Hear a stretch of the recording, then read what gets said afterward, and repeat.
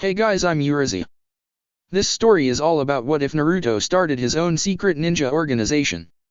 It was their last, desperate gambit. 3 months into Naruto's training trip, Jiraiya must leave him behind to go to check on a situation in Iwa, leaving Naruto to his own devices.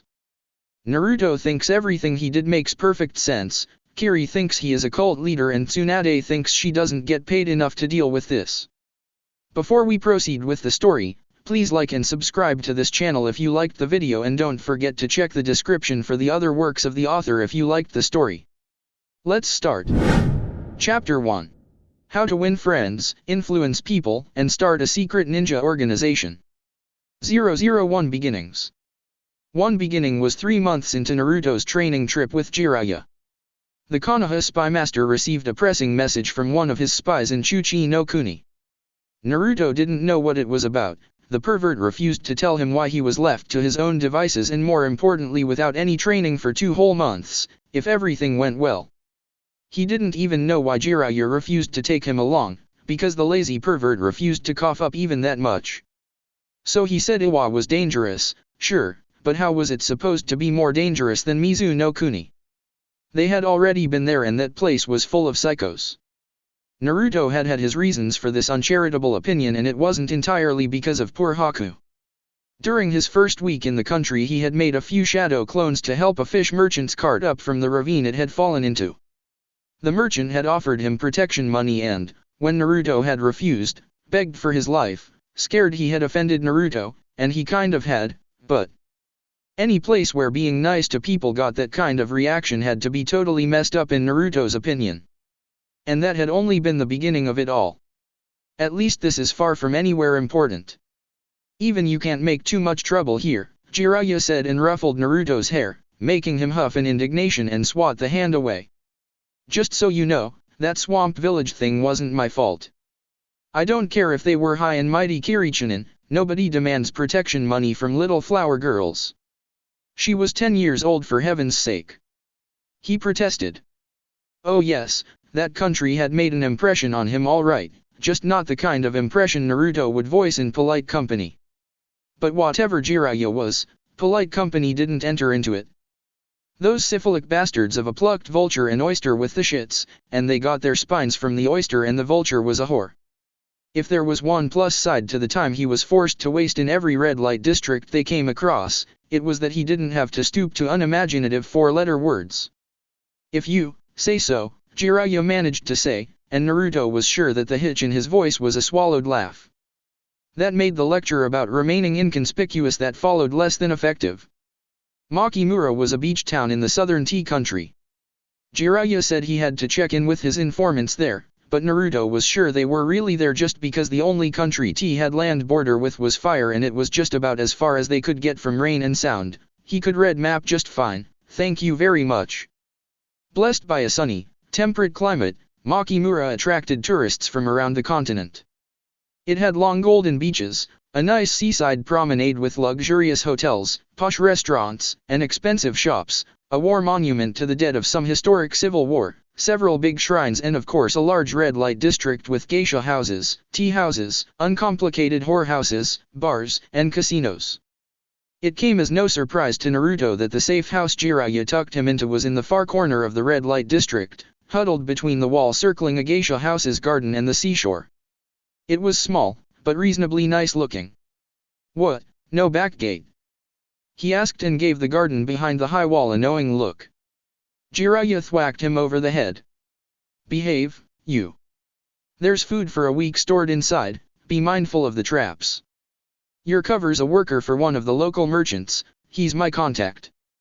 I'll send someone from Konoha to help you stay undercover and keep an eye on you. Jiraiya gave Naruto the merchant's contact information and codes, and the codes he would recognize his backup/babysitter from. He left Naruto to sort through the traps that had kept the house untouched in such neighborhood. It took Naruto half an hour to figure out how to get past the seal on the door. Inside he got scratched by one poisonous kunai and found himself hanging upside down from the ceiling. Cuba took care of the poisoning, though it still turned his tongue purple and his urine blue. This was Naruto's first afternoon out in the big world on his own. And there was another beginning, the beginning before beginning, long before Naruto even became genin. The beginning Naruto didn't know had started anything. 002 Middles. Another beginning was actually a middle, two Kirigaku or graduation escapees on the run. Mizu's Hime Konitsu was the eldest daughter of a prominent Kiri ninja family. Both her parents were jonin, likewise her uncles and aunts, and she was hailed as a prodigy.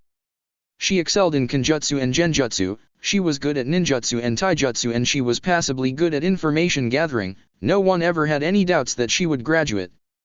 She was beautiful as well, her hair inky black and her eyes dove gray. She had money, she had 2 offers for her hand in marriage already, she was one of those people who had everything. Kaide was another story. He was a clanless, nameless orphan who had signed himself for ninja life after his mother's death because it was the only alternative to living on streets. He was a passable student, but didn't truly distinguish himself in anything, staying in the middle of the crowd by the skin of his teeth and thanks to Konitsu's tutoring. He was frequently bullied because of his feminine name, and his teachers didn't really expect him to survive. He only had one advantage: he was Konitsu's half-brother, and for all she wasn't supposed to care about the bastard son of her father, she did. She cared a whole lot. In Kirigaku, the graduating students were pitted against each other in one-on-one duels to the death, and so Konitsu and Kaide found themselves standing at the opposite ends of an empty room. Konitsu wondered if her father was the one who had arranged for this, for Konitsu to end the life of the son he never wanted and never acknowledged. The proctor was standing with his back to Konitsu, redundantly going through the rules, and even though Konitsu couldn't see his face, she thought the line of his shoulders and the tilt of his head spoke of pity as he watched Kaide. She couldn't afford pity, so she stabbed the chunin from behind. They then went through his pockets for money, ransacked the academy kitchen for as much food as they could comfortably carry, and ran for their lives. Incredibly, they made it into a seaport and into the first ship that left it. It was headed to a tea country resort town. "We will be all right, I promise. I'll protect you. As long as we have each other, it's going to be just fine," Konitsu promised her brother and smiled, but she was simmering with frustration at her own impotence. It was a miracle they had made it that far, and she knew it. "I know," Kaide said and smiled nauseously. Part of it was the rolling, sickening way the ship bobbed up and down on the waves, but most of it was that he knew just how unlikely that was. But even one day of life was more life, and without Konitsu they would have put him into the cold ground of Kiri already. There was still life. As long as there was life there was hope, and he hoped for a miracle. One miracle had already happened after all. 003 ends.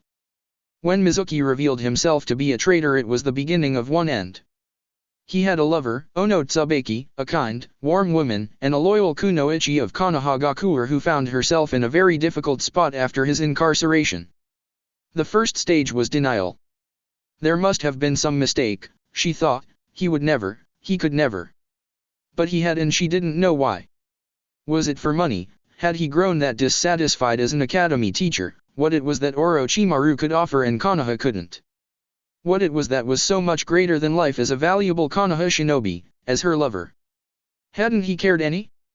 Anger followed soon at denial's heels, anger for abandoning her, for spitting at her love and trust, and for leaving her to deal with the consequences of his actions. For the first few weeks she became an outcast among her fellow villagers. She was tarred with the same brush as Mizuki, the one who had sold them out for whatever reason. It was a legitimate concern that they felt, she knew that much. He might have taken her into his confidences, she might have been an accomplice, a spy left active even when he had been caught. After all, she had been the one closest to him, the one most likely to notice something was amiss. Knowing this didn't make her feel any better. She was interrogated rigorously, and even after she was declared innocent there was a black mark on her record. It wasn't in any official papers, but in people's minds, and if she hadn't already made a jonin, she probably never would have. "I have been thinking, maybe that was why he turned the way he did. I mean, I'm well aware it isn't an excuse, but I just feel the need to understand even a little," she told Umino Iruka, Mizuki's one-time best friend and a comrade in this mess, even though Iruka was better off than she was. He had been the one to apprehend Mizuki after all. He was suspected when that missing nin killed his teammate with his kunai, and even though he was found innocent the suspicion lingered about for years and blocked a lot of advancement prospects. That might well have been the start. And it's a reason, but you are right, it isn't an excuse. If we excused him because he was treated unfairly, we would do grave disservice to those who also suffer prejudice, but never lose their integrity, Iruka answered. They were eating ramen at Ichirika's and it didn't take a genius to know who Iruka was thinking of. The heat of the ramen broth burned on her tongue and shame burned in her mind. She hadn't ever treated Uzumaki Naruto cruelly, true, but then, she hadn't treated him in any other way either. She hadn't given him the benefit of doubt he shouldn't have even needed. It was only now, after his bravery during the Chunin exam invasion and his retrieval of the Godaime Hokage, that people were beginning to see their Jinchuriki in a favorable light. Having tasted the same bitter medicine, Tsubaki wished she had offered the boy just one kind word, even once. She had learned the value of those the hard way. She had bargained with any higher power that might listen that everything was merely some terrible dream, or even enemy genjutsu, but she was even past that now. She was merely depressed. Have you thought about a change of scenery? Iruka asked her. He was looking at her worriedly and she realized that her chopsticks had frozen halfway from the bowl to her mouth. She took a bite and chewed on the noodles, not really tasting them. I hope you aren't suggesting I go missing, she jested, but it fell flat even in her own ears. No, but I could give you 2-month-long C-rank mission in T-country, no hostilities expected. You could think of it as a paid holiday, he suggested. Tsubaki took the mission. She was sick of remembering training together with Mizuki, their nights together, the sweet words and kisses and the small, cruel things that occasionally slipped from his lips that seemed so obvious in hindsight. She was tired of looking at her friends with suspicion, wondering if Mizuki hadn't been the only one to harbor treachery in his heart. It was time to put an end to the chapter of her life named Mizuki, and 2 months of fresh air were just what she needed. 004 Insides. The safe house that had become Naruto's accommodation was in much better condition inside than the outside had led him to believe. It had been built traditionally, with a hallway that followed the edge of the house, a small kitchen with a stove and a very small oven, a bathroom, an all-purpose room that doubled as a living area, a bedroom, and a dining room, covered by tatami and sparsely furnished. There was a small table easy to carry to the side, a bookcase, a chest, and a few pillows to sit on, and that was that. He found musty-smelling bedclothes from the chest. Everything was dusty and his steps left clear footprints on the mats. Once Naruto got through the traps, some of them were ingenious and he was so going to learn how to set them back up. The next thing in order was to search for dinner. He went to the kitchen and started rummaging through the cupboards. There wasn't a single packet of ramen in the house. What sort of a sucky safe house is this? He grumbled as he picked cans randomly from the shelves and read the labels. There were cans of green beans, leeks, and sliced water chestnuts. There were cartons of applesauce with seals carefully painted on top to keep the sauce from going bad, and canned peaches in syrup. There was canned chicken and canned tuna and several jars full of spices, and from the far end of the lowest cupboard he found a carton that read Mama's Better Powdered Milk. Naruto had a feeling this food supply would survive a small-scale apocalypse. But no ramen. Note to self, go shopping tomorrow, he muttered as he took a can of beans and a can of tuna to make ninja hash, not looking forward to the shopping trip. The shopkeepers always charged him more than other people and the customers would glare. Actually, things had gotten better after he had brought Bachin back to the village, but that just meant that now he didn't know when he would get the cold shoulder treatment. But no one here knew anything about him. All they would know what he chose to tell them. Happy with this revelation, Naruto cooked his dinner and ate it. After this, there wasn't really anything to do with his day except prepare his futon, and a new problem came upon him. Boredom. Naruto and boredom. Back in Konoha and halfway through the T-country prefecture, Iruka, Kakashi, and Jiraiya felt a shiver go down their spine for no apparent reason. Naruto scoured the house for something to entertain himself with. There wasn't much except a deck of cards, and Naruto hadn't ever gotten through a single game of solitaire. The only person he lost to in cards was himself. He turned to the bookcase and looked what it had to offer. There were 2 ichaikas, one with a man and woman in the cover and the second with 2 women, but Naruto had completely lost all the naughty fun he had at first gotten out of doing something perverted when Jiraiya had made him a proofreader, and now he just didn't get what was so great about telling the same plot 100 times with different names. There were a few romance novels, one book about poetry that made Naruto's eyes cross when he tried to read it, and several ninja manuals. There was one about making simple seals, storage seals and similar, a few about weapon maintenance, something about art of war that also made Naruto's eyes cross, but the last looked promising. From cleaning supplies to warfare, how to prepare your own explosives, a training manual in Kyakujutsu. 10 minutes and Naruto was hooked. He had only learned that explosions were something that came from exploding tags, and the simple instructions the book was giving him opened a whole new world. 10 more minutes and he was rummaging through the cupboards again, this time in search of the mentioned supplies. There was a bottle of bleach in the bathroom and the kitchen had hot plates, but there were no enameled steel containers, so that was one more thing he needed to shop for. The second recipe needed ammonia and iodine crystals. There was ammoniac for cleaning the toilet, but Naruto didn't even know what iodine crystals were. He hoped they weren't terribly expensive. Then there was the thing with rust and some other powders he wasn't sure where to get to make touch explosives. Why don't they teach this at the academy? Doesn't seem too hard, he asked of no one, and looked at the pots and pans at hand. He hadn't expected much, but this was promising to become a learning experience after all. 005 outside. Once the morning dawned, Naruto left in search of ramen and employment. The merchant Jiraiya had sent Naruto to was named Matsuzaki Eriko. The old man glared at Naruto when he had laughed at the girl name and promptly laughed himself sick when Naruto gave his own name. You are living in a hell of a big glass house, ramen topping, he bellowed and clutched his stomach. Now Naruto glared at him, even though he felt this was something Iruka-sensei would have said he deserved. It's written with the kanji for maelstrom. He protested. The old man just leaned against the desk in his office and finally got his snickering under control. Yeah, and mine's an herbal remedy, he said. He wore a stupid sunflower pattern yukata, and liked thwacking Naruto over the head with his cane. Naruto proceeded to sort him under the heading, crazy old man, in his mind, and they got along just fine after that. The job was paying, which was good because while Jiraiya had left Naruto traveling funds enough to last the 2 months, he had learned early in life that having a buffer never hurt. Their shop was located near the harbor, a good thing considering that the man sold all sorts of imported delicacies like coffee, chocolate, raisins, and nuts, fresh fruits, cookies and cheese, and naturally all this was brought to him by ships. There had been a shipment just a few days before and the crates had been moved to a warehouse Matsuzaki had rented, and now they needed to be moved to the shop's storage rooms. I can't afford to keep men on payroll so they can sit on their fat asses, so I hire them for this every time. How many you need? He asked and fanned himself with his account book. It was a hot day and promised to just get hotter. Heh, none. Just look at this, Kage Bunshin. There were small puffs of smoke and ebbing, chattering noises as the number of Narutos at Matsuzaki's Better Delicacies shop was raised from 1 to 10.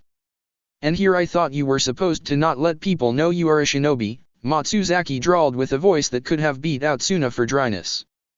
Naruto scratched his head and smiled sheepishly. I can get around that too, he promised and applied henge. Now there was one Naruto and 9 of his fellow genin. No girls, because girls didn't really do the heavy lifting in the civies world, and so he had to use Neji, Lee, and this guy Jen from the Chunin exams, the one who chose not to complete the first phase so the rest of his team was disqualified, to buff the ranks. He felt kind of bad for making the clone look like that chicken, but not everyone could be a winner every time. And so Naruto and his clones got to work, ducking, and darting and climbing and carrying crates between the warehouse and the shop. Kaibatwo flirted with Nejitwo to freak Naruto out, but as it turned out, freaking yourself out didn't really work. They had the same sense of humor after all. Everything went well until the very last crate of nuts, which Naruto carried with his own 2 hands. Some 50 feet into the busy hustle of the street, a man with a messy beard brushed past Naruto, hitting him hard with his shoulder and almost toppling him to the ditch. Watch where you're going, punk, the man grumbled on contact, glaring down at Naruto from an impressive height. His biceps looked like whole hams were trying to mate under his skin when he moved his arms. You're the one who pushed me, jerk, Naruto snapped back at the man, and then things happened really fast. The man moved to hit Naruto, and Naruto might just be a genin, but even a newly graduated academy student could have cleaned this guy's clock. Naruto didn't even bother doing anything fancy, just jabbed him hard in the stomach with the corner of the crate and marched on while the man was lying in the ditch, moaning.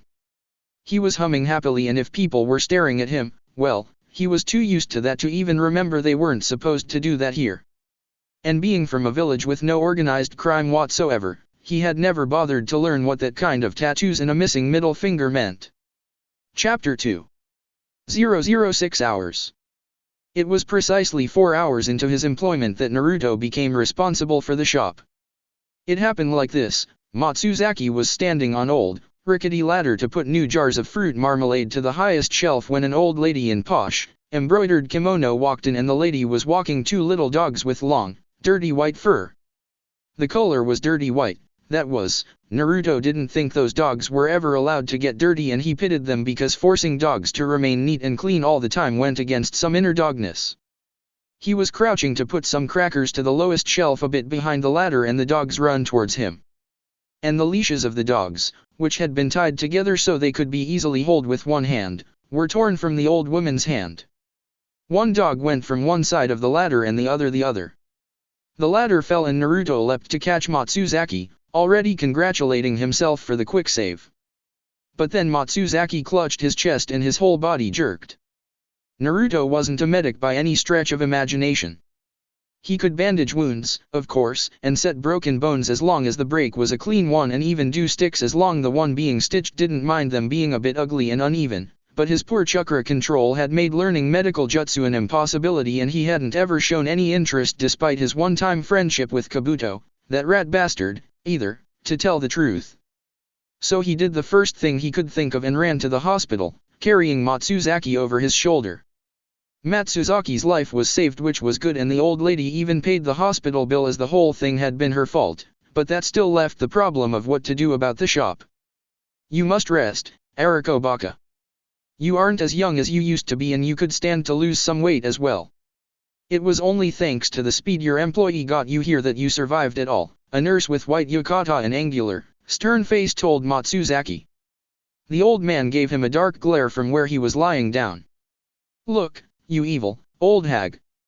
He started, and the nurse promptly hit him over the head with her papers. Who are you calling old, you mummy? I'll have you knowing, I'll still be a spring chicken when you rest in your grave. She ranted, and Naruto tuned her out. They were obviously old friends, and the whole thing made him miss Sakura-chan a lot. Maybe he should write her, now that he was going to have an address she could write back to. That was a great idea. It was after a while that he noticed both the nurse and Matsuzaki turned to look at him speculatively. I could go to my niece, but can you take care of the shop? Matsuzaki asked him. Naruto gave him a winsome smile. I worked for a lot of shops back home, he said. He didn't say it was about D-ranks because he didn't know if this nurse, Sakia, was trustworthy, but Matsuzaki should know anyway, and he looked reassured. You can leave your foolish employer to me. I'm his niece's neighbor, I'll see to it that he gets plenty of rest, Sakia promised and ruffled Matsuzaki's hair. Matsuzaki made an offended noise deep in his throat, but he looked kind of happy anyway. I'll do very good job, I promise, Naruto said. He hadn't ever been responsible of a whole shop alone, but he had been behind the counter and he could do accounting. He had done his own finances since he was 10 after all. So that left carrying things and protecting the place from robbers and stuff, and he could use those seals and traps that had been in the safe house before he went in. No criminal was getting in on his watch.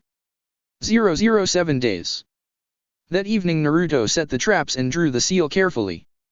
He didn't really know why they worked as they did, but no knowledge of that was required as long as you weren't trying to create a new seal. Being able to perfectly accurately, and the word perfectly couldn't be stressed too much, recreate what you had already been shown was enough. The next day he went to the shop early to sweep a bit, only to find 5 thugs lying unconscious by the back door and the small window next to it. He didn't even bother with taking them to the police, but simply heaved them off to a stripe of wasteland overgrown with weeds between one street and another and was done with it. He then opened the shop for the day. And he found that wasn't the end of it. It begun just before Naruto closed the shop for a lunch break. The shop even had this cute little sign with a panda with a speech bubble, and he was just waiting for the 2 housewives and their children, a cute little girl with pigtails and a boy Naruto was sure was hiding a frog in his pocket, to leave. Then 2 men walked inside. One of them he recognized as the burly man from the day before, and he sighed, Why did people have to be so bad losers anyway? They were like Sasuke team. The other was a little shorter and a little heavier than the first, but they looked very similar. They even dressed alike and they had the same tattoos, and Naruto wondered if they were maybe brothers. But they were both missing a middle finger, and that was kind of a really funny coincidence. Now you are gonna get it, punk, the idiot from the day before growled. He was crackling his knuckles, but the effort just ended up looking funny because of the missing finger, and Naruto smirked. But his smile froze when the women flattened themselves against the wall and the little girl begun to cry. The idiot number 2 snorted, mistaking his reaction for fear. And Dawaman too. He started and leered at the women, but he never got any further. Because if there was something Naruto hated even more than inconsiderate bastards who run away to play sensei and student with evil maniacs who invaded Konoha, the evil maniacs themselves and the evil maniacs' evil, backstabbing medicnins, it was people who bullied innocent civilian women and kids. The two men went down easily. One punch for each of them was all that was needed. It was a strange scene after that. The women in their expensive, pink kimonos were watching him with eyes as round and wide as plates, and the little girl stopped crying. Naruto flashed them a smile and made a peace sign. The little boy looked at him with hero worship in his eyes, and Naruto felt his heart swelling with some warm, funny, stupid happy feeling. I have a frog, the boy volunteered and stepped forth, taking the small amphibian from his pocket. His mother grabbed his arm and pulled him back, giving Naruto a startled look and stammering apologies. Frogs are awesome, Naruto agreed and kept his eyes on the boy so he didn't have to look at the woman. It shouldn't hurt so much, but it still did, though the boy's grin made it a little better. Even the little girl smiled and giggled a bit, and Naruto gave her a candied apple, and then another to the boy so he wouldn't feel bad. The women made their purchases quickly and left, but that wasn't the end of it either. When it was time to close the shop for the night, yet another thug approached Naruto when he made a shortcut through a small, dark alley. It was a huge, bulky man with a missing tooth and again that missing finger, and now Naruto was sure.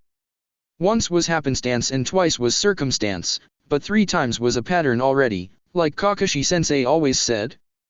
The third man didn't give any more resistance than the first 2 had either, but it was then, of course, that 3 women in revealing clothes walked past the alley, and one of them happened to look there. She shouted in fright. They all stopped dead in their tracks. They stared at the man on the ground and Naruto standing above him, perfectly unharmed and rubbing his head in a sheepish way.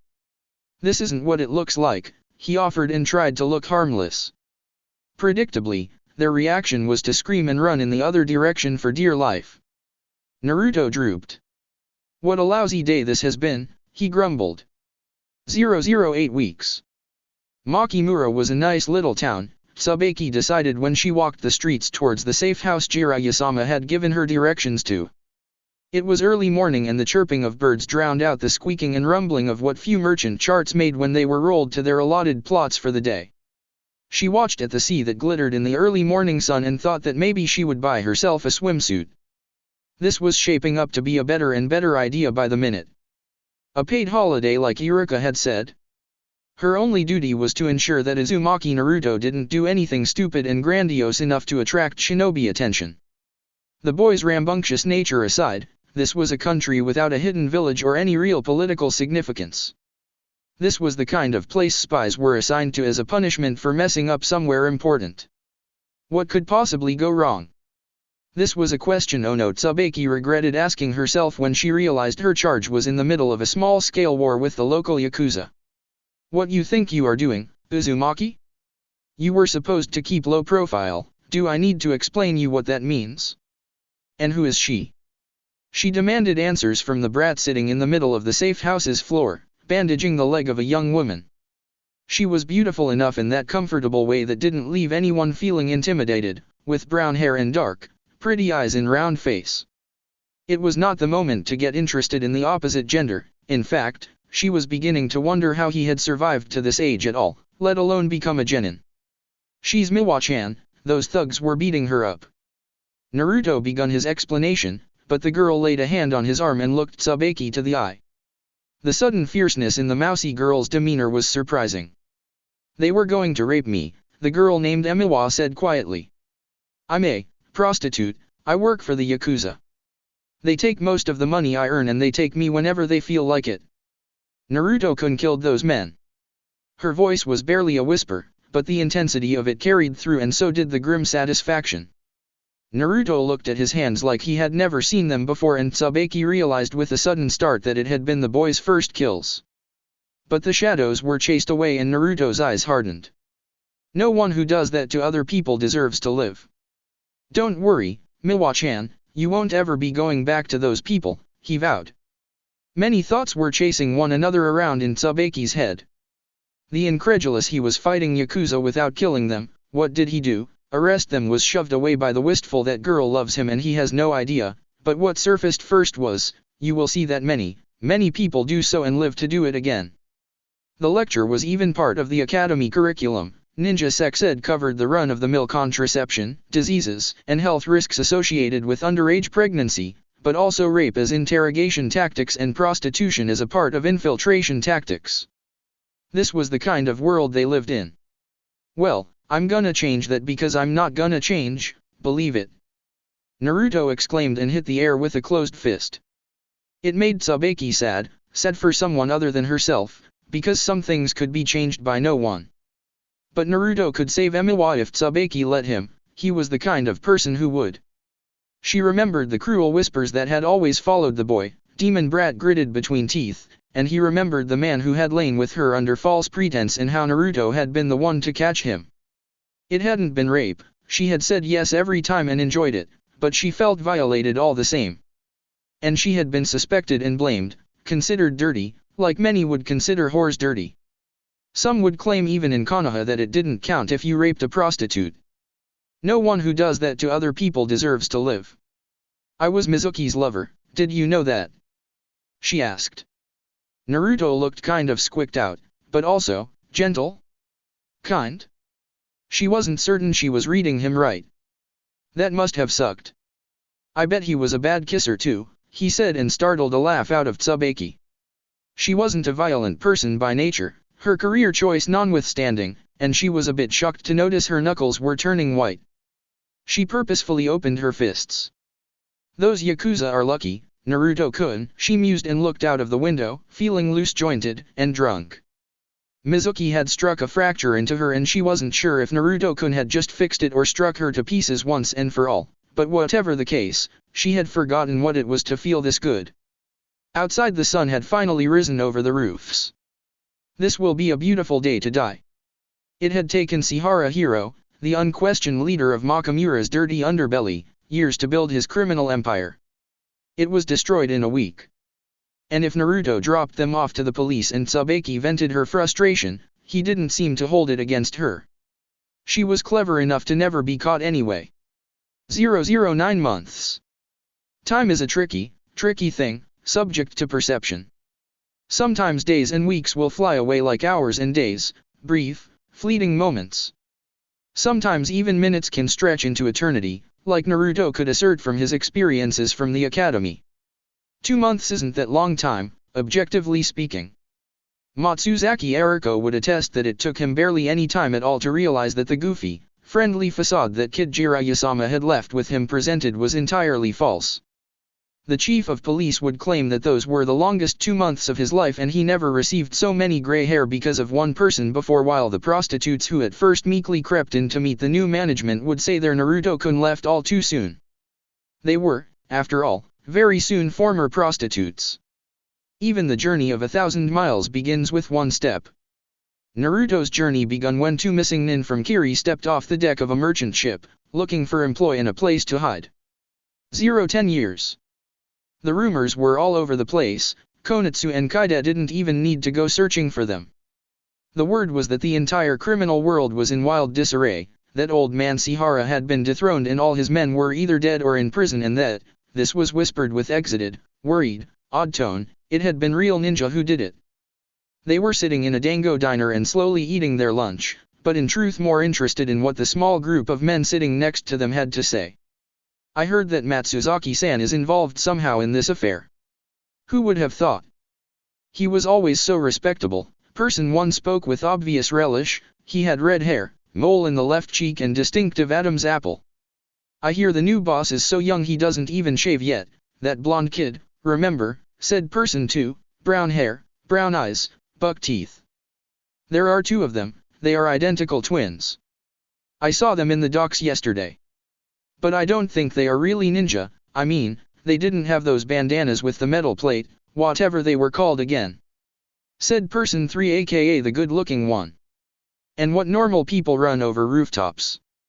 Person 2 asked with a dry voice and took a gulp from his sake jar. Konatsu and Kaide shared a look and finished their meal, leaving the diner. So, a missing nin organization has taken over. Do you think they recruit? Kaide asked, trying to hide his trepidation. He wasn't the most squeamish person there was, no one in Kirigakure stayed squeamish for long, but some of the rumors about the sort of missions missing nin got involved in, starting with assassinating little babies and getting steadily worse from there, really gave him the creeps. But Konatsu's eyes were shining. If they have only just taken over, there must be much work to do. I'm sure I can get us in, and then we'll have safety in numbers, she said, gratified.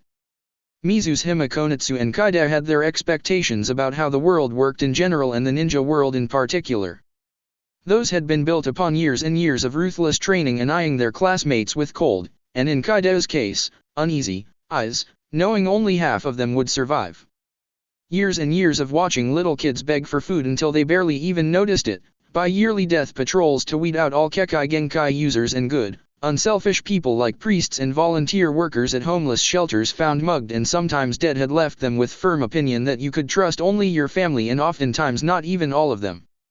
Then they walked into Matsuzaki's Better Delicacies shop and the blonde, grinning boy behind the counter made that certainty crumble. Chapter 3. 011 read. To say that Tsubaki was less than charmed when Naruto-kun returned to the safe house with 2 missing nin in tow was an underestimation. Missing nin were generally speaking scum, the ones who couldn't keep their violence aimed towards acceptable targets or the ones who sold their loyalty.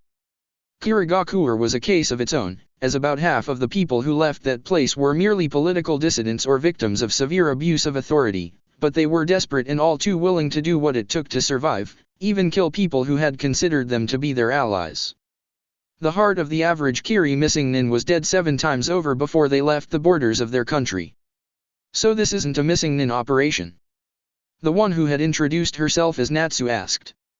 Tsubaki was very sure that wasn't her real name, but she answered to it easily enough that it must be an old alias, or a nickname.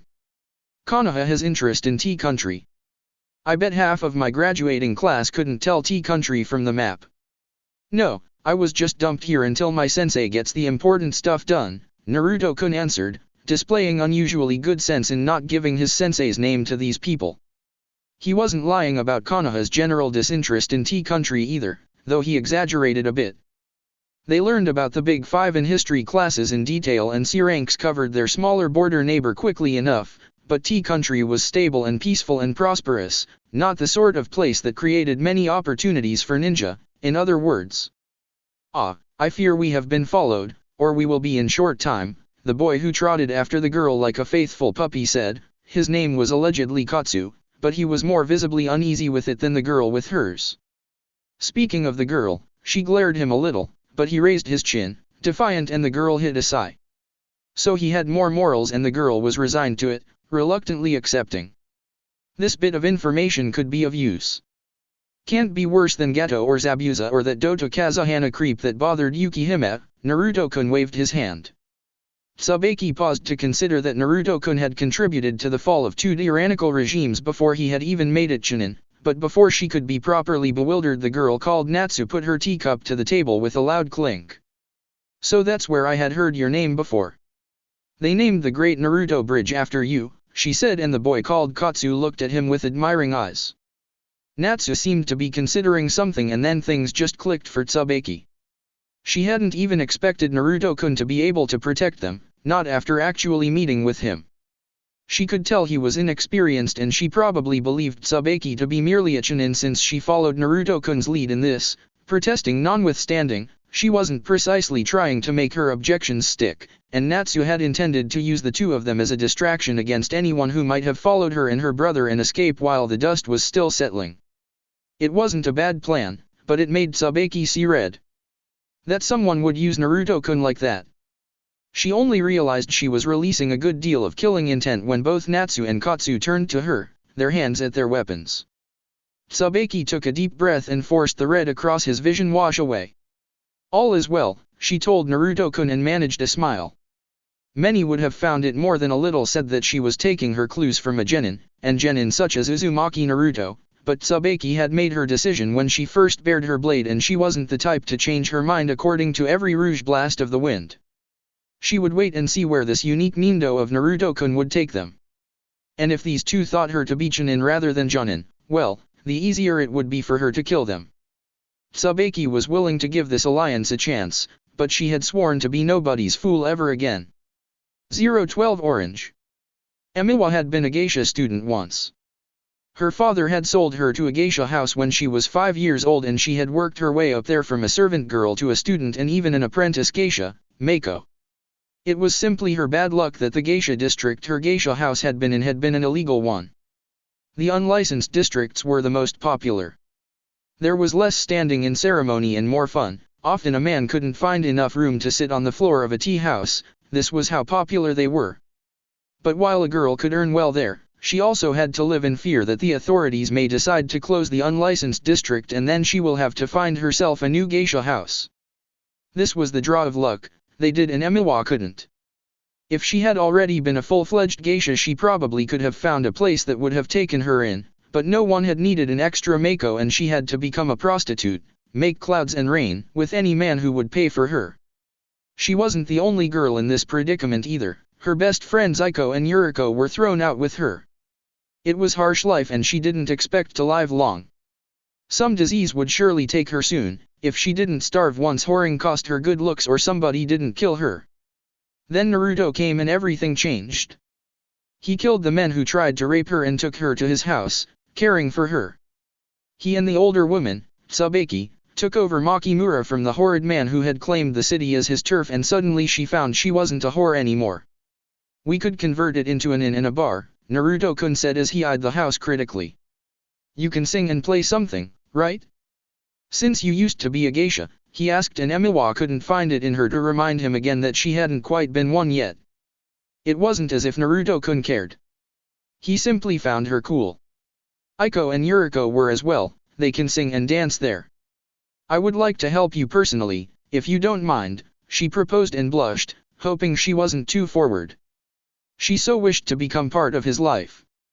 Naruto-kun was a ninja. The mere thought made chill go up and down Miwa's back. The shinobi were the stories of her childhood and the rumors important men would whisper to each other while you filled their glasses. Whispers of assassinations and kidnappings, beautiful, seductive women who could wring every secret out of a man and then leave him hanging, sometimes literally, men with so terrible jutsu they could kill whole armies. Emiwa had always feared ninja. She even feared Tsubaki-san a little bit. She never would have thought she would ask to become a secretary/assistant/anything to a shadow killer. But Naruto-kun was kind and sunny. He didn't even dress like a shinobi, but wore bright orange and blue that clashed with it in a particularly eye-catching way. Naruto-kun was her new hero, just as orange was her new favorite color. 013 Yellow. Makimura had recently turned into a right battlefield. There was a boy who was said to be a shinobi of some sort. That mere word was enough to send shivers down even a brave man's spine, and a woman no one had seen up close, a kunoichi and maybe his lover as well, though that rumor made the chief of police feel something akin to pity for the boy. But it isn't an excuse. If I excuse one who does terrible things because he is used, I offer insult to those who suffer the same, yet don't turn to crime. There was a boy, there was a woman and then there was a criminal empire in ruin, Yakuza in custody, Yakuza missing and several Yakuza corpses, not to mention a very suspicious testament, but most infuriatingly no proof whatsoever that these people had killed anyone. But now the violence seemed to be over, it was a beautiful day and the chief of police hadn't spent a waking moment with his wife for 3 days. Today was his day off, come hell or high water, ninja invasion, or a plague of locusts. Good. Grunted Yamamoto Takumo, smiling down at the letter he'd been reading. He was sitting on bench in a park next to a Shinto temple, under the shade of cherry trees. Good what?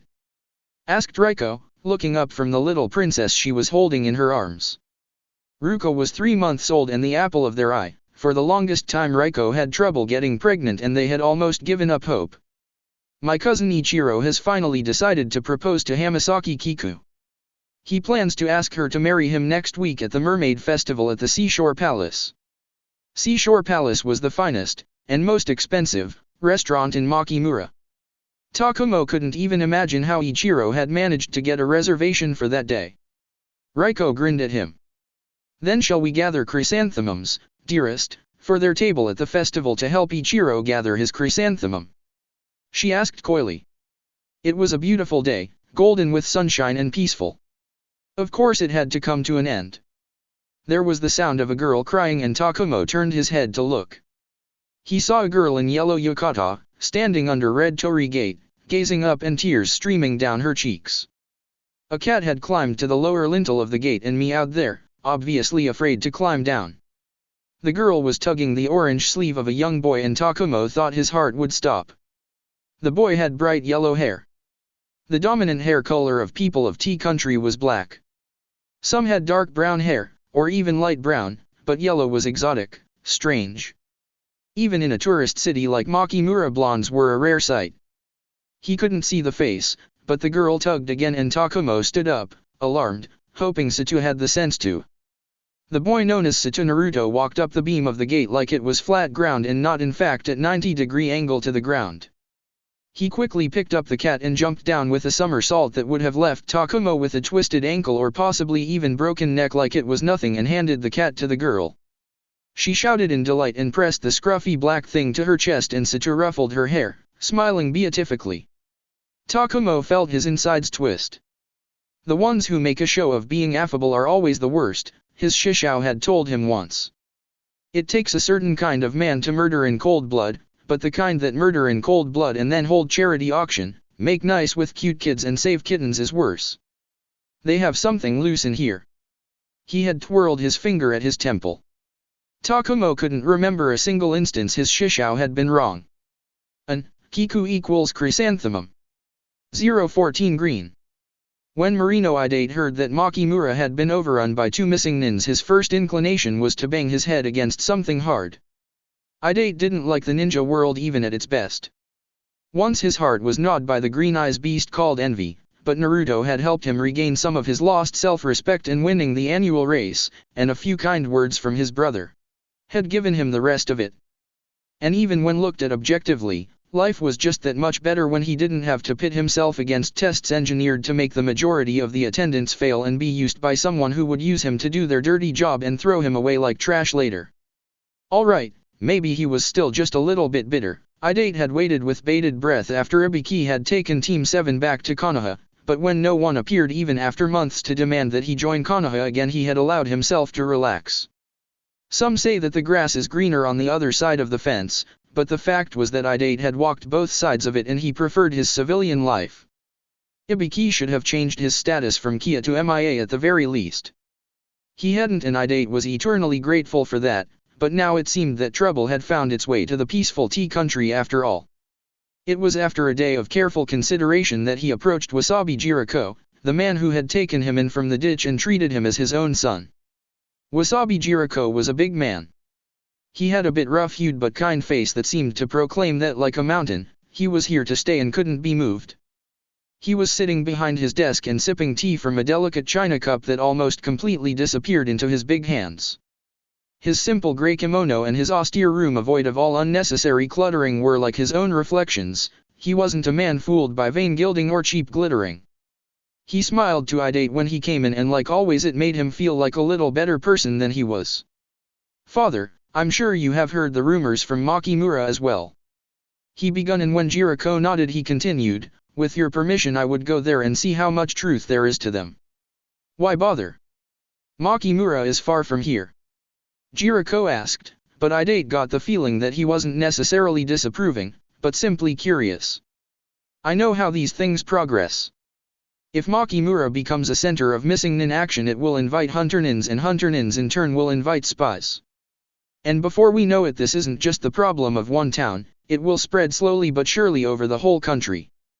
Tea country was a gentle land of lush rice fields and fertile orchards, harbor cities that bustled with life, and smaller, idyllic country towns. It was not perfect, certainly, but what place was? If some missing nin thought they could drag T-Country down to their level, well, they had another thing coming. But what could you do? You left that life behind a long time ago and I know you have only practiced running. Jiraiya didn't look happy, but he hadn't said no either. I'll just ascertain that it's true and not just another tall tale about Yakuza turf war. If it's true, then I'll make a risk assessment and we will know how much help we need to request from Konoha. Maybe if they were lucky they would get Naruto's team again. Naruto was a bit of a loudmouth, but he had a good heart. Actually, Idate was a bit worried about him. So pure heart in a hidden village was just begging for trouble. You would call for Konoha? Jiraiya asked with a mild voice, peering at Idate over the rim of his cup. They had not talked about Ibiki and how he was alive, how it influenced Idate's view of the shinobi world for quite some while. This conversation had been coming. I'm not happy to deal with them, Idate answered honestly. But now the situation is still salvageable. Better a team from Konoha now that the countryside overrun by foreign agent the next year. I'm not going to leave you for them, he didn't say out loud. I just want to protect our home. Jiraiya smiled to him and set down his teacup with a clink. Idate packed his rucksack and put on his weights. As far as shinobi went he was a bit green, but he could do reconnaissance as well as anyone. Naruto had shown him that you had to fight for what was yours and that was ninja way even Idate could get behind. 015 Blue. Naruto was busy rearranging the Yakuza business. Tsubaki-chan had given him a name for the crazy missing finger people, so the girls could earn their living honestly when the first man walked in. Miwa-chan had promoted herself to his personal assistant and was doing the actual job behind the counter while Naruto sat on a stool by the chocolate aisle and went over the books Konitsu-chan had stolen for him. Naruto was very good at math. This wasn't because of any natural aptitude, but thanks to several obstructive, petty Konohan bureaucrats who had made it necessary for him to pinch every penny while growing up. The casino boat, the loot from Sihara's safe house and the bordellos that he would turn into inns with said loot could easily make a man rich, but becoming rich wasn't his goal there, employing all the girls was, and right now there were still 24 he couldn't find anywhere to put. But Miwa-chan trusted him. He couldn't let her down. Excuse me, Sato-sama.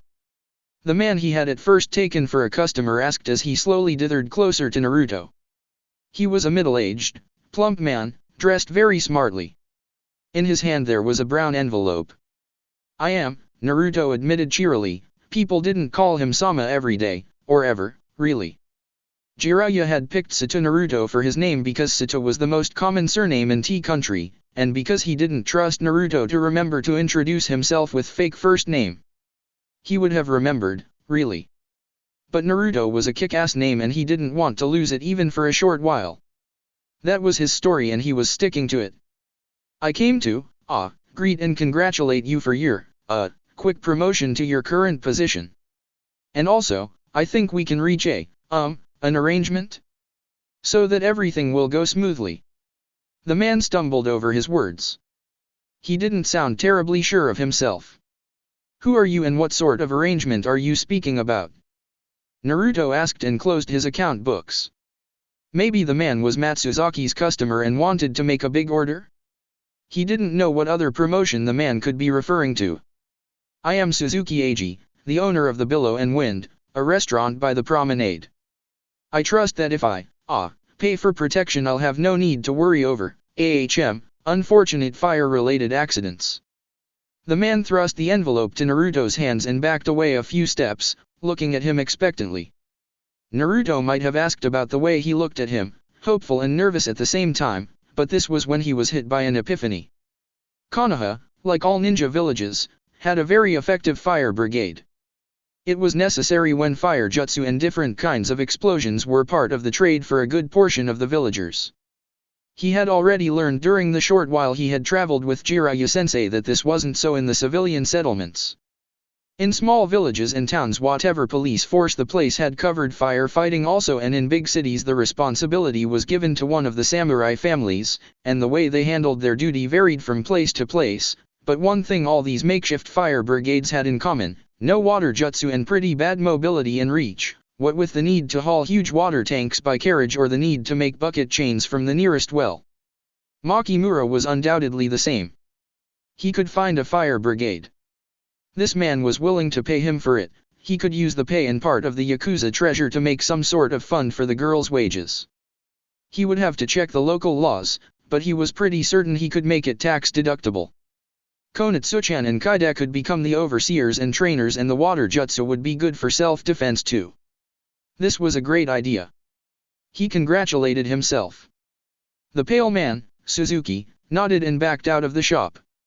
Over the course of the day, 17 public-minded citizens chipped into the fire brigade fund, and Naruto had a great time designing the really cool uniform with Miwa-chan. It was blue because obviously firefighters dressed in blue, tight so it wouldn't get caught anywhere, and covering so it would protect the skin. Do you think midnight blue or navy blue would look best? Or maybe dark blue or even ultramarine? Miwa-chan pondered and tapped her chin with the pencil. There is a difference. Naruto asked and rubbed his head. This had to be one of those girl things. Chapter 4. 016 Purple. The end of Naruto's 10th day in Makimura, after the obligatory shopkeeping and the much preferred fire brigade planning, saw Naruto dabbling with explosives. Miwa-chan was his faithful assistant as always, and Tsubaki-chan was hovering in the background, making sure he didn't accidentally blow the safe house up. His guide in all things that go flash and bang in the night? The totally awesome from cleaning supplies to warfare, how to prepare your own explosives, a training manual in Kyakujutsu. Kyakujutsu, the art of gunpowder, had become a little old-fashioned since the explosive seals had become so common and many scoffed at it as quaint and cute. But Naruto had made do his whole life with what he could scrape together from the teaching his sensei deigned to offer him. In the academy, Iruka-sensei had been fair at least, but Naruto had been only one of his students and admittedly a bit more maintenance than the poor teacher's time had allowed.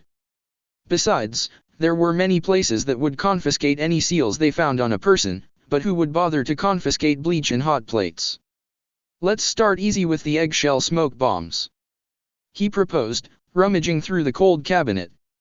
The safe house didn't have anything as modern as a fridge, but it had a cold cabinet where ice would be stored in the middle of an insulating seal array.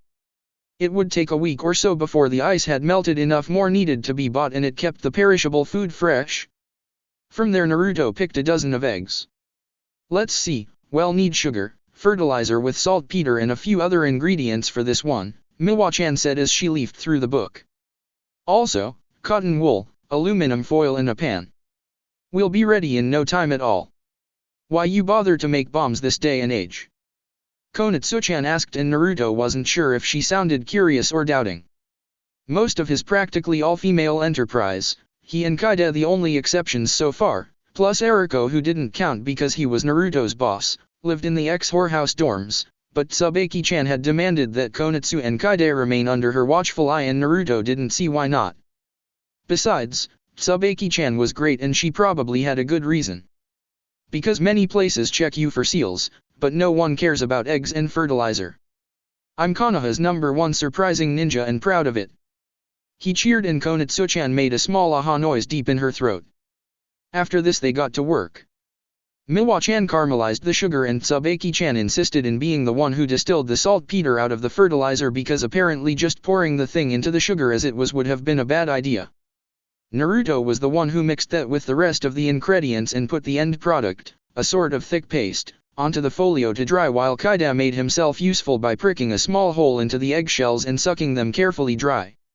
It was apparently something he used to do a lot as a kid for some strange reason, and he had learned to like the taste. After this the dry paste was powdered and poured into the eggs with a thin straw, after which a string was added for a fuse and the hole was sealed with cotton wool. In the end the kitchen counter was full of various pans, glass jars and spoons, plus a Primus stove, and they had 12 innocuous-looking eggs sitting in their cartoon. Now we try this out, Naruto decided. He carried one egg outside and they all were watching with various states of interest as he carefully lit the short fuse and jumped back just before the fragile eggshell exploded. There was smoke. Surprisingly lot of smoke, in fact, considering how small the egg had been. The book had said that the more sugar, the more smoke, and Miwa-chan had to have been generous with it. The egg bomb filled the darkening front yard with a mushroom pillar of pale purple cloud. Miwa-chan was coughing and Konatsu-chan nodded appreciatively. Not bad. You can buy sugar and fertilizer everywhere. Now her voice was somehow sly, like it slithered its way inside the ear, but the grin that slowly broke out reminded him of Sakura-chan when she was feeling evil in the best possible way. This would be even cooler if we used something bigger than an egg, like a hollowed pumpkin. But why is it purple? Naruto asked. The book had said that the smoke was supposed to be white. I guess that's from some chemical residue from something in the fertilizer, Tsubaki-chan speculated. And the next time we can do something that really explodes. Naruto jumped up and down with anticipation. All in all, it had been a good evening. And I left a few steps out on purpose. Don't try this at home. 017 Brown. Afterwards, Marino Idate thought that he should have guessed the moment he heard the name Naruto. Granted, these people called him Satoru, but how many people in the world would saddle their child with a name like Naruto? A name like that simply begged to be spelled with the wrong kanji. Nevertheless, he didn't make the connection as he circumspectly eavesdropped on a man in the local police's blue uniform conversing with a man in rough spun brown clothes in a small harbor bar. It was a rough place for rough people, but Idate hadn't yet forgotten his lessons in how to fit in. I saw him at distance once, a pretty short guy, but he beat those thugs up like it was nothing. I heard that cream-ass chocolate Chandler Matsuzaki's involved. Who would have thought? He was supposed to be so respectable, the unshaved man spoke with obvious relish. Idate leaned back a bit, sipping from his mug and sighing, pretending to relax. The bar was a pretty miserable place, a watering hole with tables darkened with age and walls darkened with smoke from the train oil lanterns and no windows. It was like the color brown had decided to launch an attack to suck all joy out of the world. It was the sort of place where all drunks were either sad or angry. Did you see him kill any of those thugs? The police officer asked with a hopeful voice. Idate saw from the corner of his eye how the man shook his head. Nah, I ran like hell. Saw one of them the next day, with a bruise the size of a soup bowl on his cheek. He grunted and downed his mug of ale. This short exchange was enough to lead Idate to Matsuzaki's Better Delicacies shop, where the girl at the counter, a cute one with pretty brown hair and pleasant face but stern eyes, gave him an answer to a question he hadn't even asked, much to his embarrassment. Walk down the Candlemaker's Street and down the stairs that lead to an empty stretch of beach. You may meet Naruto-kun there right now. I advise you to not try anything stupid, though. You wouldn't like the results. These words were uttered with absolute conviction, along with coldness that practically dripped ice fern to the floor. He nodded and said his thanks, leaving the girl and the shop that smelled pleasantly of cinnamon and peppermint. It was a pity that she was involved in such shady affairs, he thought. And wondered despite himself what her name was. The girl's advice and the salty sea wind led him to the old red granite stairs and the yellowish-brown beach. It was rather rocky, which was probably the reason tourists hadn't invaded this stretch of sand and seawater yet.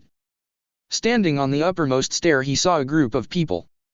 They were all rather young, though the age varied from the tween to the later 20s. It was a gaggle of women all in rather simple yukata, forming a wide circle around three figures. There were dark-haired girl and boy dressed in blue and a boy with bright daffodil yellow hair wearing grab-you-by-the-eyeballs orange jumpsuit. That could only be one person in this whole world. Naruto, what the hell are you doing here? He shouted and ran down the stairs. The mass of people in simple pale blue and dim green opened to let him through, and he found himself face to face with one grinning Uzumaki Naruto. Hey, Idate. It's great to see you. What are you doing here? We are training my fire brigade. Naruto gave him a blinding grin, but the females were closing in on him with flint in their dark eyes. Many were pressing their hands into fists, or spreading their fingers like claws. What it is that you want with Naruto-kun? One of them asked. Idate got the impression that if he gave the wrong answer now this whole group would try to claw his eyes and probably his heart out as well. What he made out of the explanation, once he managed to calm them down somewhat, was that these people would be a fire brigade, that this place was now completely Yakuza-free, and that Jiraiya the Sunin, had left Naruto alone here for whole 2 months. Something like this could only happen with Naruto. But he could deal with 2 months. Idate had no idea where people had gotten the idea that Naruto was a Yakuza leader, given that the idiot was terminally incapable on harming a caterpillar unless it first committed a murder of one of his friends, but just 2 months and this circus would leave the town and country. That was harmless. We met a little while ago when he helped me. Can I do something for you? He asked from the group as a whole. And if he was thinking of the fierce girl with the chocolate hair in the shop, it was no one's business but his own. 018 Black. Week 2 was almost up and Naruto had decided that he was having way better time than he would have with Ero-sensei anyway. Idate had taught the girls self-defense the last 2 days and Konitsu-chan and Kaide had taught this simple water jutsu called Sutten, Mizurappa that was a little like Sasuke team's fireball jutsu, except it made you spit water instead. So far Naruto was the only one who had learned it, but the girls were beginners. He was sure it was just a matter of time before they got it. He was sitting outside the house in a folding chair, munching one of the apples left over from that day's experimentation, and thought that he should go meet Eriko and maybe bring him the apple dumpling Tsubaki-chan was making from the carved-out apple flesh. Konitsu-chan was having hand-to-hand practice with Kaide and they yelled at each other, making great leaps around the yard. The apple was tart and the sun was warm. Of course something had to happen. He saw Konitsu-chan and Kaide dodge before he saw what they dodged. 10 sharp icicles as tall as Naruto's arm was long struck the ground where the two young ninja had just stood the moment before, sinking deep into the ground. At their wake a tall man in blue kimono with a striped undershirt and a mask with blue swirl dropped to the ground. His posture was lazy in a way that reminded Naruto of Kakashi-sensei, shoulders relaxed and posture loose, but there was a sense of danger that just clung to him. But while Konitsu pulled her blade and Kaide shouted for Tsubaki, in Naruto's eyes the picture of the man overlapped momentarily with another figure, a smaller and slimmer one, standing on a tree branch. Haku in Hunter Nin costume. But Haku was dead, and so was Zabuza.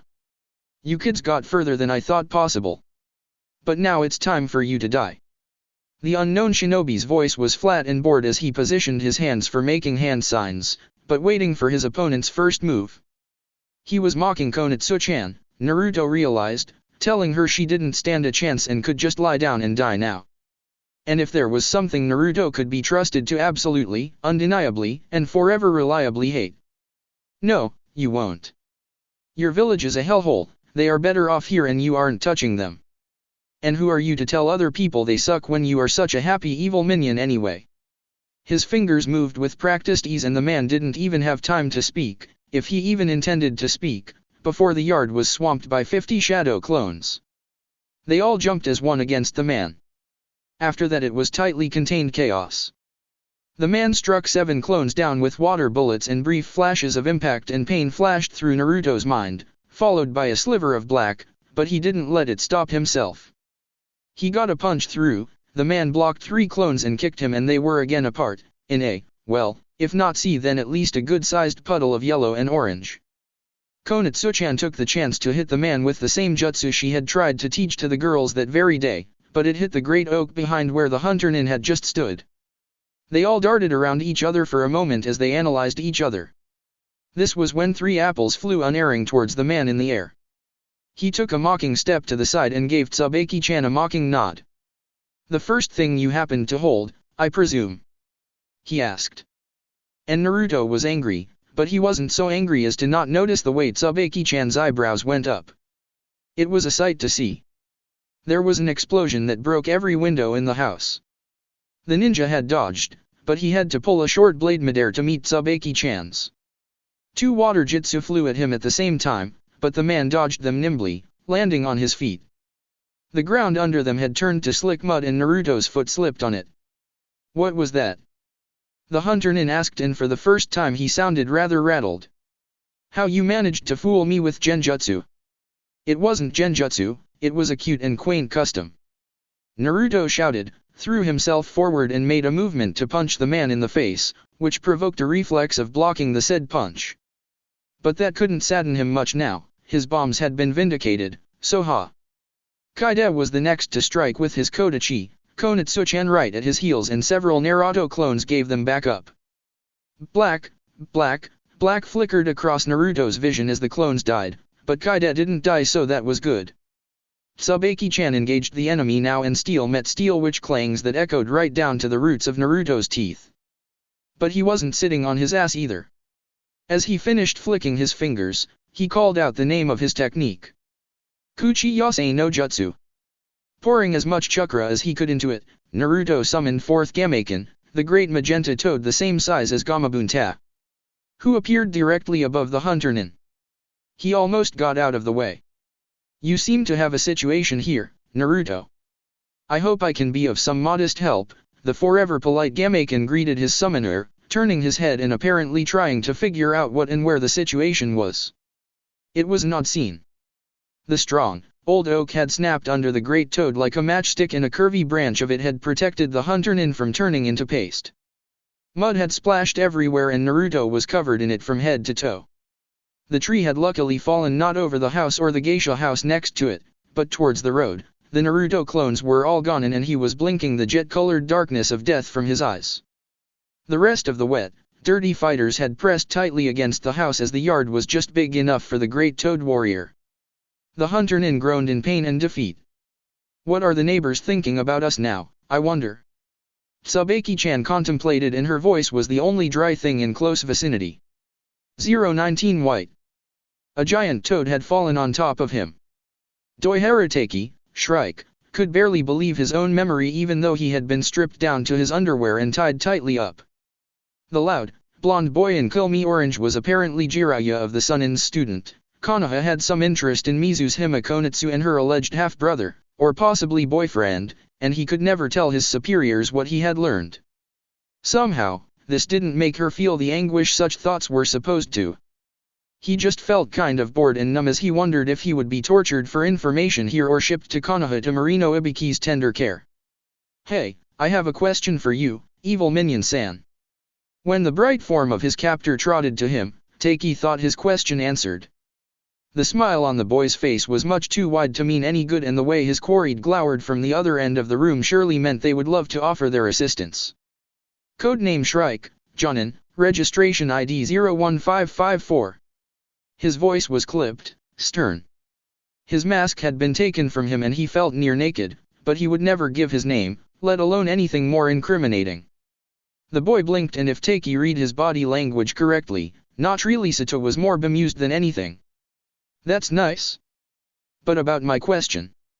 Sato, for lack of better name, continued his original trail of thought. Codename Shrike, Jonin, registration ID 01554. He supplied again and took a deep breath, preparing his body for a blow, most likely nothing truly damaging at first. It would begin with beating and sleep deprivation. Yeah, you told me that, but what I want.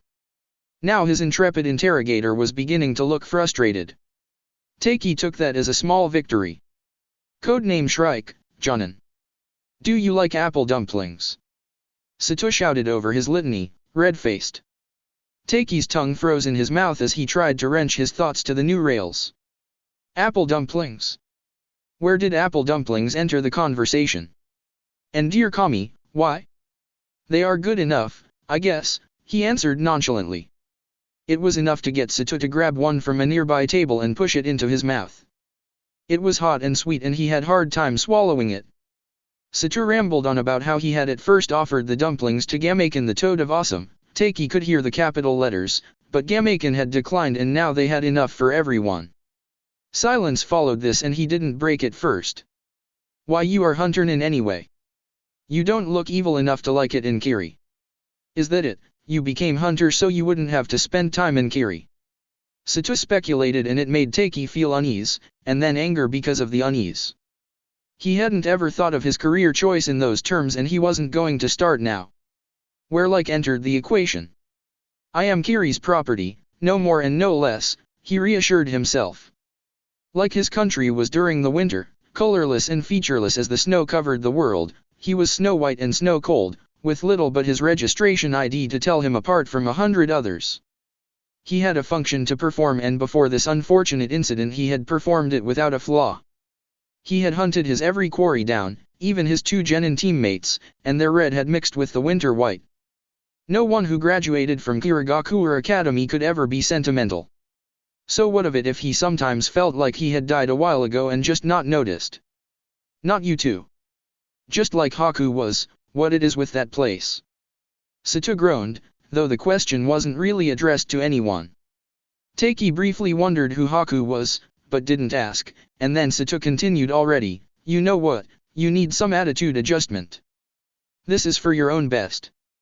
So you insist on being property, fine, then I'm stealing you. What? Just a single word. He couldn't even manage a questioning note to tag to the end of it. Chapter 5. 020 Colorless. The beginning of the story was a situation in Iwa and a boy whose parentage really would be better not discovered or even suspected there, but that was only the beginning of one story. The stories of different people are intertwined and branching, before they go their separate ways again, they overlap and share side characters like friends share a bento box. And when one story is just beginning, another has gone on for a good long while. A question: what color is a chameleon in a mirror? Kabuto didn't know the answer, but he was starting to suspect that he had no color left at all, like an old shirt that had been washed too often. He was a loyal shinobi of Konoha. He was also a loyal shinobi of the root, and that was a whole another cup of tea, even though the two weren't mutually exclusive. He was a loyal shinobi of Kumo and Suna and Kiri, except not really, and it was getting so bad that when he got up from the bed every morning he had a moment when he didn't remember who he was supposed to be loyal again, or who he was supposed to be. Or what the difference between loyal and traitorous had first felt. It was an unnerving sensation, like all his joints were loose and could dislocate any moment, only these joints were all in his head. Something needed to be done. Kabuto received an answer of sorts from an old shinobi in one of Kiri's bars. The man was drunk, which was part of why Kabuto approached him in the first place, all the easier to cast that small piece of genjutsu on him, the one that disturbed the conversion of short-term memories into long-term memories. It wouldn't do for that man to wonder later why he had asked such a question, after all. The other part was that the man had served in Kiri's counterintelligence for years, and there was a fair chance that he might say something applicable. In another life this man wouldn't have been alive at all, and Kabuto would have asked someone else and received a different answer. But in this life the gruff man sat there, melancholic and drunk and alive, and he gave Kabuto a look that might have been almost pitying. "You are too young to make that kind of career choice, brat. Go play ninja with your genin team," he said and sipped his sake. "Okay, so I'm too young to do that yet," Kabuto acquiesced with respectful ease. "But what would I do, if sometime I was deemed worthy?" He kept his body language open and eager to please. "Keep your body open, that sounds obscene," Momo had laughed. She was an orphan from the Red Lights district, but that was of course long before they learned how to not find amusement in anything because amusement was distracting, and his eyes had just the right bit of hero worship and not too much sense. There was a disconnect between the naivete the broadcasted and the kind of question he had asked, but the man was drunk. If you can't trust yourself to remember who you are, pick someone to remember it for you and do whatever they think you would do, the man grunted and shooed him away. Kabuto left, his mind weighing possibilities. No one en route would do, when they could barely remember who they were. How could they form an acceptable baseline for Kabuto? Someone loyal, someone who wasn't damaged goods yet. Someone from the uppermost leaves of Konoha to remind the roots what they were doing the dirty work for. Someone who embodied the idea of Konoha, yet who would be approachable and responsive to his advances. He returned to Konoha not only with the required intelligence, but also an idea. He had figured out an S-class secret on his own. He knew whose son Uzumaki was. 021 Friends. When Naruto became 5 years old he got a new friend. His name was Kabuto and he knew everything about everything, or so it seemed like to starstruck Naruto back then. The first time he met the older boy it was well past the dusk and Naruto was sitting in a swing in the playground near the orphanage. He had overheard some older kids that day when he had snuck out of the orphanage. They had been clan kids, dressed like their dads in wire mesh and ninja pants and dark shirts, only without weapons, and they had argued how their curfew was the most unfair thing ever. "It would be so neat if we could just sneak out after it's dark," one of them said. He had wild, mousy-colored hair and a small puppy in his arms. Naruto had once asked for a puppy, but the matron had just laughed at him. Can you imagine? No one would know. That night Naruto snuck out through the window. It was first story so it was easy, and went under the gate to get to the street. It was really easy and he didn't know why the older boys thought it was so difficult. But then, he didn't get what was so fun about playing after dark, except that no one came to push him down from the swing. but then the boy with gray hair came to talk with him and he understood it perfectly. Nighttime was a great time to make new friends. It was the first time when he wanted to play ninja that someone said yes to him. First we must make drop bags, Kabuto told him. What's a drop bag? Naruto asked. He was walking with Kabuto down the street to the part of town Hokage had told him not to go to, but even though he felt kinda bad for disobeying Hokage, he went because he didn't want his new friend to think he was a baby. Drop bag is an emergency pack where you keep weapons, clothes, and money and you hide it in a secret location so that if something happens and you have to leave the village in a hurry, you don't have to leave empty-handed, Kabuto explained. The way he played ninja was different from the way the other people did it, but that was just cool. The first time Naruto met Kabuto they just played ninja. They played surveillance on a warehouse and had to make notes on anyone who came in or went out. It wasn't anyone interesting, just men who carried a lot of crates, but Kabuto told him to imagine they were secret weapon crates and that was exiting. Naruto couldn't write yet so he just pretended, but Kabuto made real notes. After that they made plans to steal the weapons and blackmail the owner by taking pictures and threatening to send them to TNI. Naruto didn't know what TNI was, but it sounded scary when Kabuto threatened imaginary people with it. He didn't just have to imagine those people either, Kabuto could make them visible. That was called genjutsu and it was a totally kick-ass ninja art. It was a fun night and even though he was really tired the next day it was so worth it. The second time Naruto met Kabuto he was asked a lot of funny questions. Do you know what a chameleon is? Kabuto asked him. He didn't know and Kabuto told him it's a lizard that changes color to whatever it is on. That sounded really ninja-like to Naruto and he said so. True, true. Kabuto laughed, but it wasn't happy laughter, more like a dog's bark. But what color is a chameleon that's on a mirror? What color am I? Naruto gave this a lot of thought. Kabuto had silver hair and really pale skin, his clothes were blue and in the dark of the night he looked like a shadow and a glitter of moonlight, but Naruto didn't think this was about that. He didn't know why, but he had a feeling that this was really, really important to Kabuto and he had to get the answer right. Friends came through for friends. You are friend-colored, he said and Kabuto smiled to him in a way that looked a lot friendlier. Encouraged, Naruto went on, and you are cool-colored and lots of knowledge-colored too. And Kabuto stood straighter and pushed the glasses up his nose in a way that looked really wise. Naruto saw Kabuto 5 times before he went away in a mission for a year.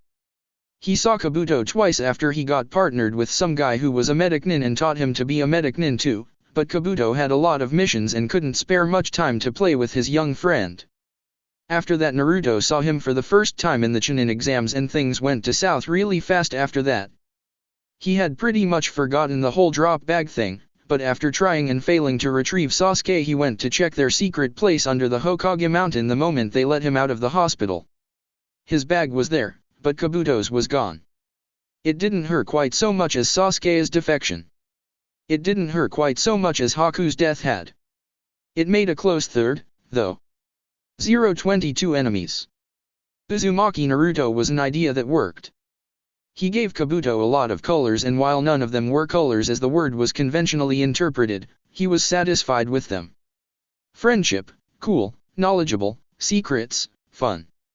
He became a lot better at faking sanity as accepted by the norms of the Hidden Leaf after that.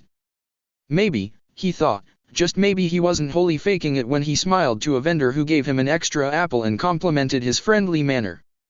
He felt warm and free in his action in a way he hadn't for a while, like he didn't have to measure every action before he took one.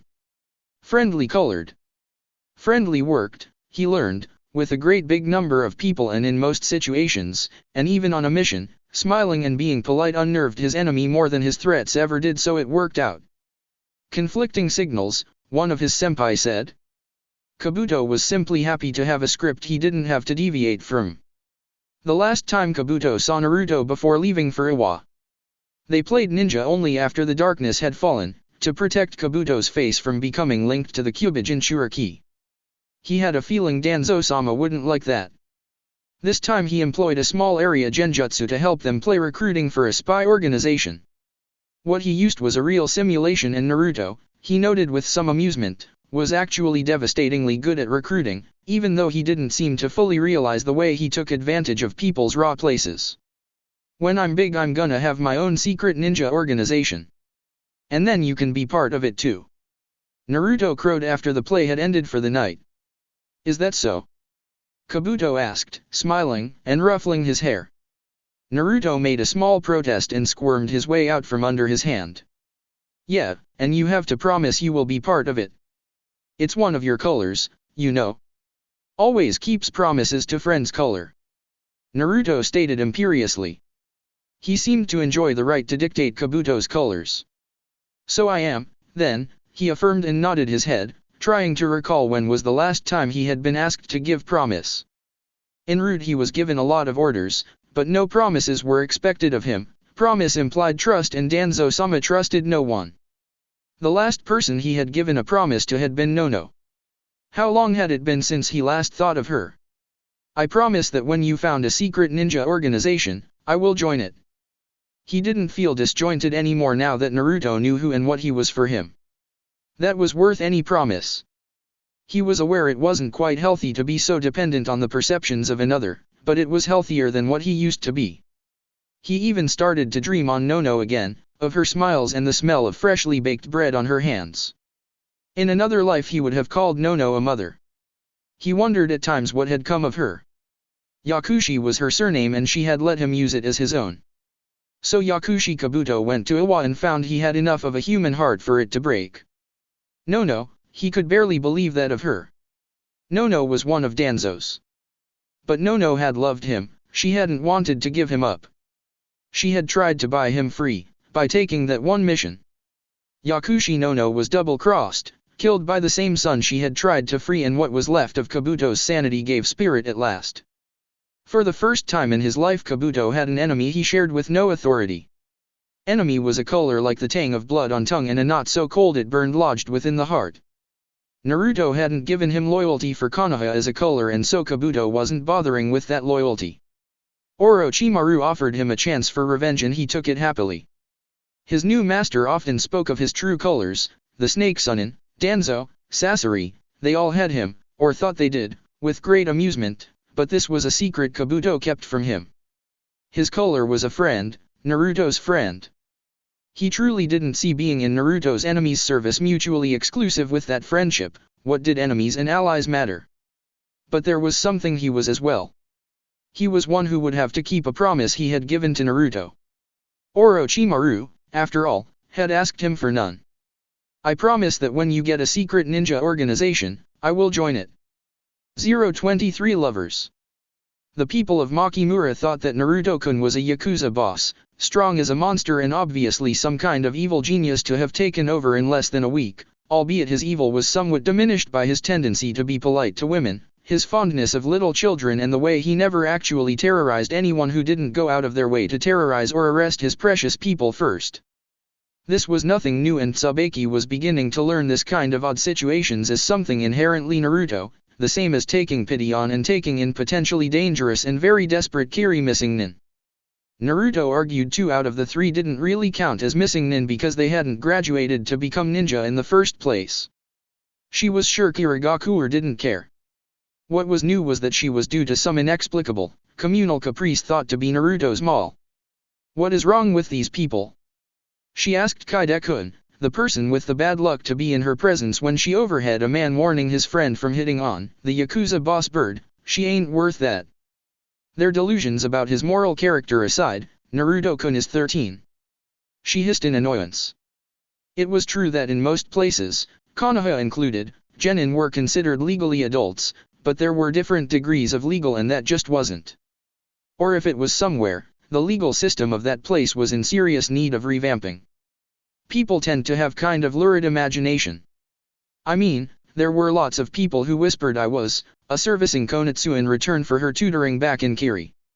Neither of us is 12 this day, and I'm not entirely sure all of them were unaware we are siblings, Kaide-kun commiserated, and Tsubaki had to concede with an inner wince that accusations of underage sibling incest prostitution were about on par with pedophilia.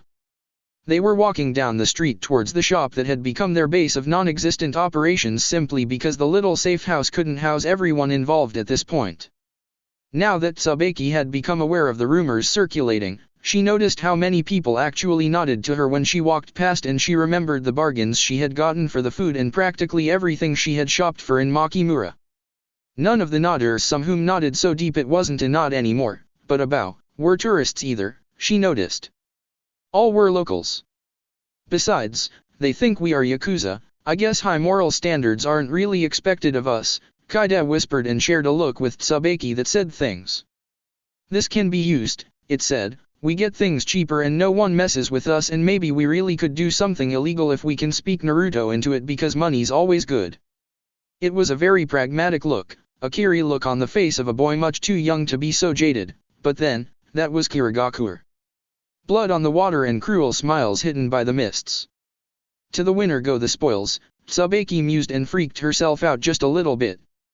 Because while most of her hoped to any deity who might listen that no one in Konoha ever heard of this, another, small, petty part wouldn't have cared about the malignation of her character quite so much if only these rumors could have reached Mizuki, if only he could have come to believe that the one who beat him had gotten his woman. It was only now that she realized to how great extent she wasn't over him and his betrayal yet. The critique of the loan economy is that we buy things we don't need with money we don't have to impress people we don't like, but what are we criticizing when the case is that we are ready to have people whose morals we deride to think ours are low as well? She wondered. Kaide made a small sound at the back of his throat and gave her a long look, and Tsubaki realized she had asked it out loud. 024 Family. Matsuzaki Eriko was a man who liked his comforts. He was comfortably wealthy and had a well-established business that gave him respectability. He had a nice modern house with all modern comforts T country could offer, no buying ice from the ice vendor to keep his food cold, oh no, and no need to buy coal to keep his house warm. He didn't have kids, but his sister had, as well as grandkids, handy whenever parental mood struck him and he felt like spoiling someone a little rotten. Then there was Sakia, a widow of an old friend of his, who lived next door to his oldest niece. They had been flirting for a while now, and who knew? The days went past, all similar, all peaceful. Or they used to go in such manner. Now his precious comfort zone had been shattered into 100 little pieces, and the worst part of it was that a pretty big part of the blame lay with him. He should have known better than to allow himself to be drawn into ninja business, but it had gotten him such a good shipping contract. And honestly, nothing of importance ever happened in T country, in Makimura even less. It was a tourist trap with no strategic value, no natural resources, and it was part of no important trade route. If his delicacy trade wasn't the biggest thing going on, it was pretty close. Just yesterday he'd had to explain to his nieces, his nephew, and Sakia that he wasn't part of any deals with Yakuza, honest, it was just, ninja, but they are the nice guys, honest. That hadn't gone well at all. In a way his heart condition and enforced rest was even a blessing, it gave him a good reason to stay home. He didn't want to know what people were speaking of him. And today, just to add insult to injury, Naruto had come to visit him with his posse. There was an older woman, though young still, with brown hair, a vest of some sort and stern eyes. She was keeping a suspicious eye on a man in yellow yukata that seemed a little small on him, like it wasn't his own. A girl in strange ninja-looking blue clothes complemented the picture. So this was Naruto's family, or what passed for one in the ninja world. A squad. Minions. A flock. Hi, Matsuzaki, it's nice to see you are sitting up and stuff. Naruto greeted him. Eriko was sitting on his old, ratty, comfortable armchair in his living room, sipping iced tea. It had been a better day than the previous, but of course nothing that good could last. Naruto pushed a paper bag into his lap, grinning like a loon. There are apple dumplings, we had a lot of apple sauce because we made bombs. This is Tsubaki-chan, she's my senpai, and Miwa-chan, she's my assistant in all things, and Shrike, who isn't telling me his real name yet, he was a Kiri hunternin, but I stole him. He gave the introductions like they were supposed to make sense. Eriko gave what he heard all the contemplation he could bear and pressed his face in his hands. I don't even want to know. 025 Strangers. The following is a transcription of a conversation between Naruto, S, and unknown male 2, U2. The conversation took place in front of Matsuzaki's Better Delicacies shop. Unknown male 2 is approximately 25 years old. Tall, 6 foot and a few inches, with lean build. He has short dark brown hair, long nose, and a little rounder jaw than usual of T country's citizens. No visible scars or other distinctive marks. You 2, why are you doing this? S, why am I doing what? You 2, don't play stupid. Why you care enough to try something this stupid? I'm a complete stranger to you. I was your enemy. S, ha. You said was. Not am. You 2, a slip of tongue, why am I even explaining anything? What is your interest in me? S, you know, strangers are just friends you haven't met yet. Besides, we have met so we aren't strangers, but friends already. You 2, isn't that a decision that requires two people to make? S, remember. Stolen. You 2, as though I could forget. Why? That question can't be too much to ask, surely. Why? S, why are you still here instead of, I don't know, baking a file into a cake? I mean, not like it would be that hard to up and go. You 2, it's morbid curiosity, nothing more and nothing less. S, whatever works. At least you are. You 2, it's not working. S, you know, Irika-sensei always said that resorting to raising volume is a sign of losing an argument. Give in to the happy side of life. We have ramen. And apple dumplings. You 2, you are the least reasonable individual I have ever had the misfortune of conversing with. At this point S and you 2 entered the shop and I heard no more questions. What has been stolen? You 2 appears conflicted in regards to working for S, I'm advising careful contact. He may agree to testify in exchange for immunity from prosecution. Who is Irika-sensei? More research about backers is in order. Were the capital letters really necessary? You had to be there, boss. The windows rattled. That's it for part 1.